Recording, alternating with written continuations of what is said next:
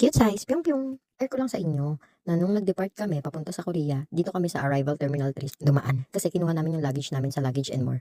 Bale, 350 per 24 hours pala yung pag-keep, yung price ng pag-keep ng baggage. Pwede nyo silang i-visit sa Facebook page nila, nandun yung price nila.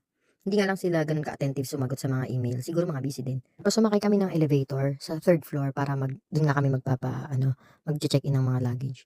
Tapos nagulat ako, meron na rin pala ditong balutan ang labo pala ng video ko, basta nasa 180 pesos yata, yung pagbalot nung carrier ng wrap, plastic wrap, ganun, ng clean wrap, basta yun eh.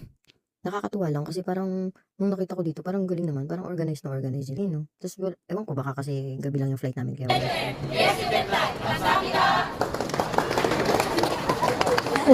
Tapos habang nagbibideo ako, may pag-insa pa pala sila, I mean, may pag-greet pa pala yung Jeju Air. Ang cute lang.